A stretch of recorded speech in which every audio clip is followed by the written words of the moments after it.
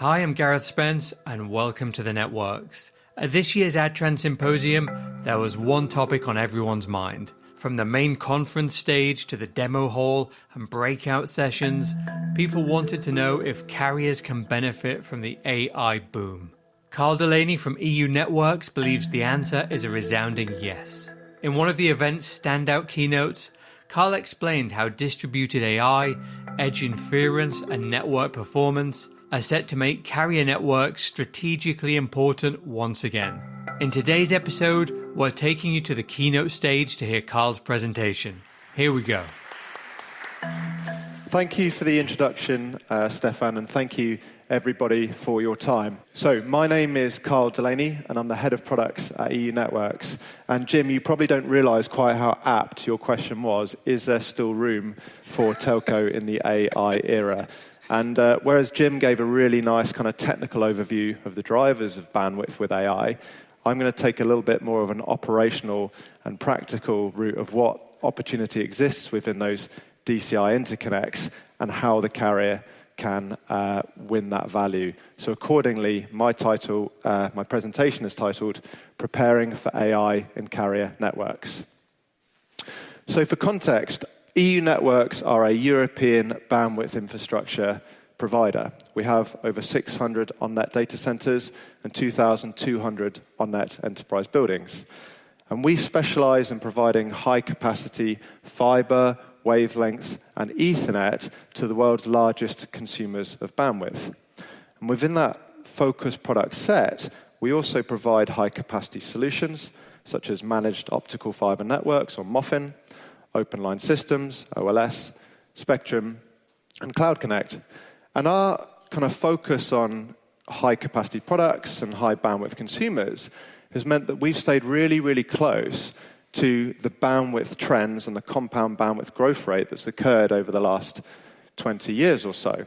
And what this has shown to us is that the drivers of bandwidth tend to come in waves. And each of those waves are really exciting and tend to bring new opportunity. Starting in the 2000s, bandwidth skyrocketed as file sharing, web browsing, and social media really began to take off. And of course, there was a huge influx of infrastructure investment. Fast forward to the next wave, and we saw a wave of clouds. These came in kind of the 2010s. Cloud adoption not only sustained that bandwidth growth, what it also did was slightly centralize the architecture that came with it, because it changed where applications lived. Networks adapted, carriers captured much of the value, and infrastructure investment followed. Then, of course, 2020, COVID struck, a huge upswing in bandwidth. Again, this time, COVID created a slightly decentralizing effect on networks with the uptick of remote working, software as a service, collaboration platforms, and content streaming. And now the next wave of bandwidth is upon us, AI. And as Jim's alluded to, nobody in this room needs me to educate you on the scale of that change and the opportunity exists, and specifically the scale of the hyperscale-led investment in this space. Gigawatt campuses, huge private networks, and enormous capital being deployed. So accordingly, hyperscaler valuations are becoming increasingly linked to the AI growth rates and the expected monetization of AI, which means that for hyperscalers, the network, the bandwidth, and the connectivity has never been of greater strategic importance. So for carriers, on the face of it, this sounds really, really exciting, except for one cold, hard truth. Hyperscalers have brought infrastructure under direct control. And this means that for network providers, to some degree, there's been a level of strategic displacement. Hence why Jim can get away with putting on a slide, is there still room for telco? So to illustrate the point, I've got a diagram here of an AWS region. And within the AWS region, you'll see the blue boxes that are AWS availability zones. An availability zone is a grouping of data centers that are physically separate from each other. They have redundant networking and they have redundant utilities. And the purpose is to create for the customer 100% availability. So regardless of the size or the severity of a downtime incident, you can still access your cloud connectivity. The problem statement for the carrier is that all of the network that you see in that diagram is hyperscaler controlled. And within those availability zones, that's where some of the world's largest AI clusters are being deployed. So pre the AI wave, carriers saw bandwidth growing year on year. They saw infrastructure decentralizing and centralizing in ebbs and flows, and we captured all of the value. But now, the AI narrative is entirely dominated by hyperscalers. And that creates quite a feeling of discomfort. So I'm here today to say, fear not, we've seen this movie before. If you think back to the previous slide, I mentioned how the cloud adoption proliferated in 2010. The prevailing market narrative at that point was that enterprise infrastructure would steadily consolidate into public clouds. And to an extent it did.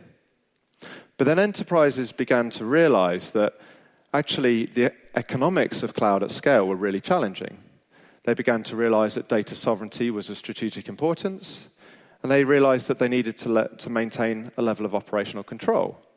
So instead what happened is you saw the proliferation of hybrid cloud and sovereign architectures and the repatriation of core data sets and strategic workflows.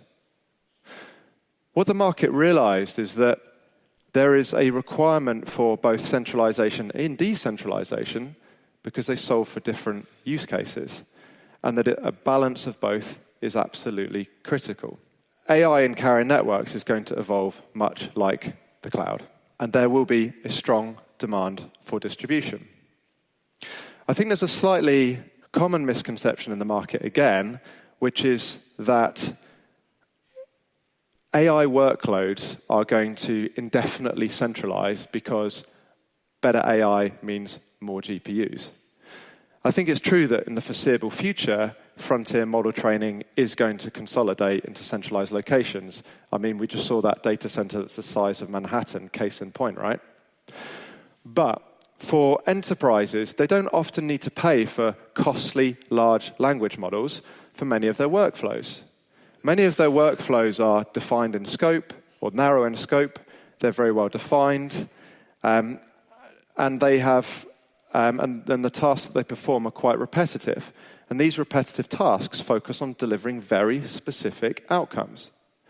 Accordingly, what they're looking for are lighter models, models which are cheaper to operate, models which they can control, models that are easy to update, and models that crucially bring a level of autonomy to them. Hence, we're going to see a rise in something called the small language model, or SLM. And these small language models are what underpin inference AI, which I'm sure much of you have heard of. What is inference, though, for those not so familiar? Inference means that a user submits some data to a trained model, that model processes it, and it submits a response in return. So imagine you're an international bank and you want to run fraud detection on thousands of transactions per second. You obviously want to identify the signals of fraud, but you also don't want to be creating false positives, because a false positive means a blocked transaction for a genuine user and a poor customer experience. So you've got really high performance criteria that you set for that AI model, that inference model. You also, because you're a bank, you rely on governance, you need data sovereignty, and there's the fundamental practicalities of latency.